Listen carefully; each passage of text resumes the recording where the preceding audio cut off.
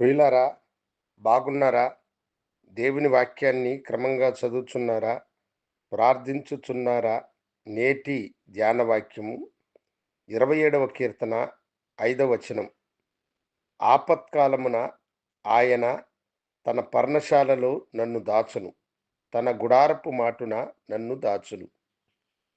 దేవుని గొప్ప వాగ్దానమును భక్తుడైన దావీదు మనకు తెలియచేస్తూ ఉన్నాడు.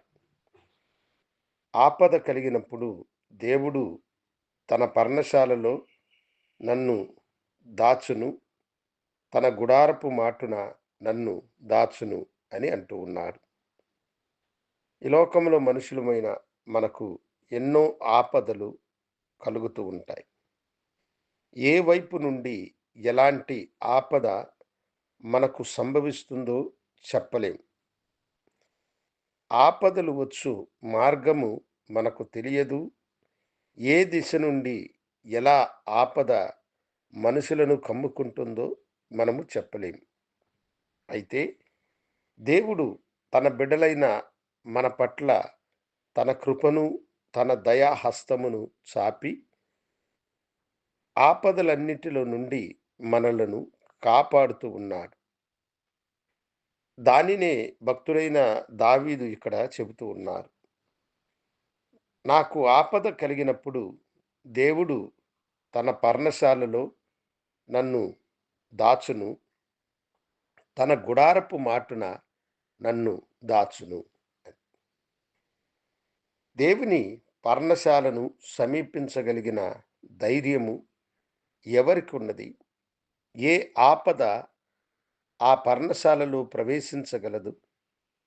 దేవుని గుడారములోనికి కీడు ప్రవేశించాలంటే ఎంత ధైర్యం ఉండాలి? దేవుడు ఒక మనిషికి భద్రతనిచ్చినప్పుడు దైవ భద్రతను దాటుకుని ఆ కీడు ప్రవేశించలేదు. యోబును శోధించడానికి ముందు సాతానుడు దేవునితో చెప్పిన మాటను మనం గమనించితే, నీవు అతని ఇంటి చుట్టూ కంచె వేసితివి కనుక నేను లోన ప్రవేశించలేకపోయినాను అని అన్నది. అప్పుడు దేవుడు వేసిన కంచెను దాటి పోలేని సైతానుడు, దేవుడు తన బిడ్డలను ఆయన పర్ణశాలలో దాచి తన గుడారపు మాటున వారిని దాచితే ఆ పర్ణశాలలో ప్రవేశించే అధికారము, ధైర్యము సాతానునికి ఉన్నదా? కీడు వారిని సమీపించగలదా? ఆపద వారిని తరమగలదా? ఎందుకంటే అది దేవుని గుడారము. అది దేవుని యొక్క పర్ణశాల.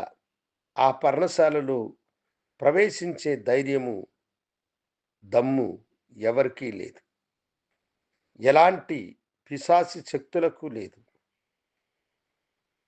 దేవుని సన్నిధిలో మనము చేయవలసిన ఒక గొప్ప ప్రార్థన కూడా ఇదే. ప్రభువా, ఆపత్కాలమున నీవు నీ పర్ణశాలలో నన్ను దాచయ్యా.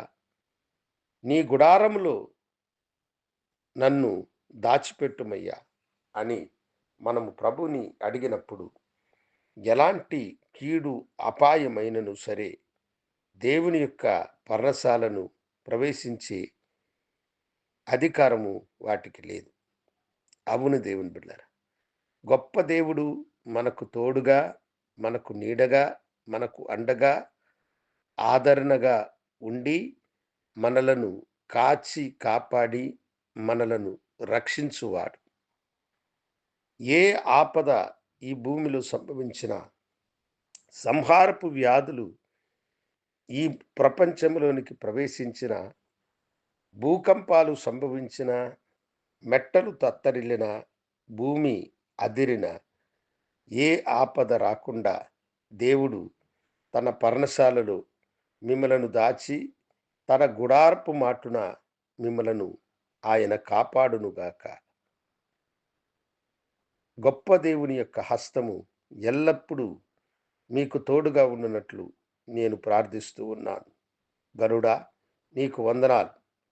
భక్తుడైన దావీదు ప్రార్థించినట్లుగా బిడ్డల జీవిత కాలమంతా వారు తమ దేవుని యొక్క పర్ణశాలలో ఉండులాగున మీ గుడారము మాటున వారిని దాచమని ఆశీర్వదించమని నీ కృపాకరములకు నీ బిడలను సమర్పించుకుంటూ యేసు నామమున అడిగి వేడుకొంచున్నాము తండ్రి. ఆమేన్. శుభోదయం. ప్రభు మిమ్మలను దీవించునుగాక. ఆమేన్.